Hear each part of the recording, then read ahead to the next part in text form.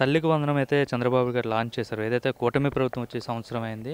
Super సిక్స్‌లో భాగంగా ప్రధానమైన హామీ అయితే నెరవేర్చారు.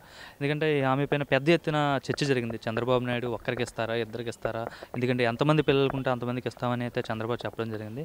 కానీ వైసీపీ వాళ్ళు కావచ్చు, జగన్మోహన్ రెడ్డి కావచ్చు పెద్ద ఎత్తున దీనిపైన ట్రోల్ చేసిన సందర్భం ఉంది. నీకు 15,000 నీకు 15,000 నీకు ఇచ్చాడా 15,000 అని చెప్పి. ఫైనల్‌గా అయితే ఆయన ఈరోజైతే హామీని నెరవేర్చారు. ఒక మహిళగా ఏం చెప్తారు?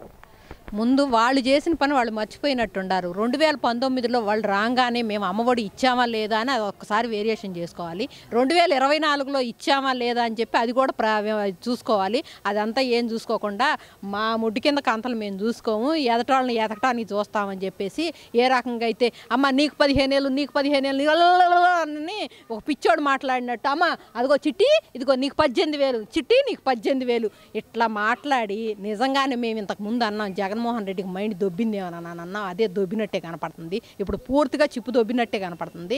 ఏ రకంగా అయితే నువ్వు ఇప్పుడు ఆ అప్పుల ఆంధ్రప్రదేశ్గా తయారు చేసిపోయినా కూడా అప్పుల ఆంధ్రప్రదేశ్ నుంచి కోలుకొని సంవత్సరం తర్వాత ఇప్పుడు అమ్మఒడి ఇచ్చినా కానీ చెప్పిన మాట ప్రకారం ఎంతమంది ఉంటే అంతమందికి ఇస్తున్నామని చెప్పి శ్రీకాకుళం కల్లి కూడా నాకు నలుగురు పిల్లలు ఉన్నారు, నాకు 5 పిల్లలు ఉన్నారు, వాళ్ళందరికీ వచ్చినాయి అని చెప్పి వీడియో ప్రూఫ్లతో చూపించి వైసీపీ నాయకులకు వైసీపీ వాళ్ళు కూడా కొంతమంది మేము ముందు హామీ ఇచ్చాడు మా నాయకుల్లాగా కూడా ఇది కూడా అంతే చేస్తాడేమోనని మేము అనుకున్నాము. కాదండి మాకు వచ్చినవి దయచేసి మమ్మల్ని క్షమించండి అని చెప్పేసి ఒక వీడియో అయితే పెట్టడం జరిగింది. కానీ నువ్వు ఒప్పుకోవు, నువ్వు యాక్సెప్ట్ చేయవు.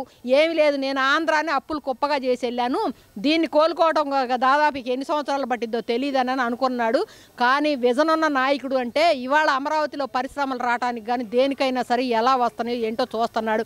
అదే ఇదిగా అమరావతిలో పరిశ్రమలు వచ్చి మరి తిరుపతిలో శ్రీ సిటీలు ఎల్జీలు మరి లేకపోతే వైజాగ్ స్టీల్ ప్లాంట్ని నిధులు ఇవ్వటం కానీ లేకపోతే వైజాగ్ రైల్వే జోన్ రావటం కానీ మరి భోగాపురం ఎయిర్పోర్ట్ తొందరలో అందుబాటులోకి తీసుకొస్తా ఉంటున్నారు. ఇలాంటి రకరకాల అభివృద్ధి కార్యక్రమాలు ఉండా కూడా అవన్నీ కనపడవు మనకి, ఎందుకంటే మనం అట్టంటి పనులు చేయం కదా. అందుకని చెప్పేసి ఏం చేస్తారంటే మరి ఈ రకంగా మనం బురద చల్దాము, ఆ బురదలో కడుక్కుంటా ఉంటారు. మనం గత కాలంలో అంతే చేశాము అట్టానే చేద్దామని చెప్పేసి ఒక అభూత కల్పన అయితే వదులుతున్నారు. కానీ కొంతమంది వైసీపీ వాళ్ళు కూడా రియలైజ్ అయ్యి మన నాయకుడు ఏం చేశాడా ఈ నాయకుడు ఏం చేస్తున్నాడు అని చెప్పేసి వేరియేషన్ చూసుకొని వాళ్ళందరూ తగిన సమాధానాలు బాగానే చెబుతున్నారు.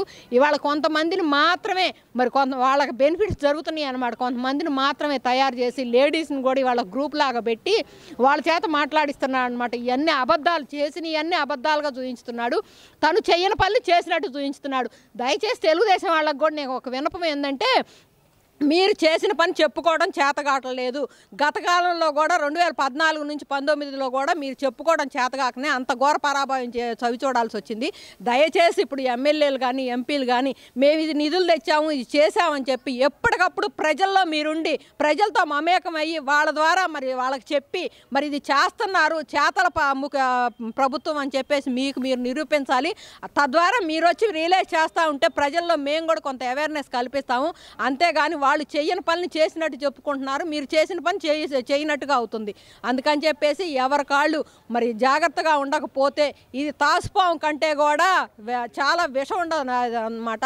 అందుకని ఎప్పుడు కాటేసిద్దో తెలీదు. దయచేసి మనం ఎనీ టైం అప్రమత్తంగా ఉండి 2024లో ఎట్లా అయితే ఈ ప్రభుత్వాన్ని తీసుకురావడానికి అందరం కృషి చేశాము అదేవిధంగా దేశవ్యాప్తంగా కూడా అక్కడి నుంచి మాకు లక్షల టికెట్లు అవుతాయి అని చెప్పేసి ఓట్లు వేయడానికి రాకుండా ఉండకుండా ఆ లక్షలే ఖర్చు పెట్టుకొని వచ్చి ఇక్కడికి ఓట్లు వేశారు.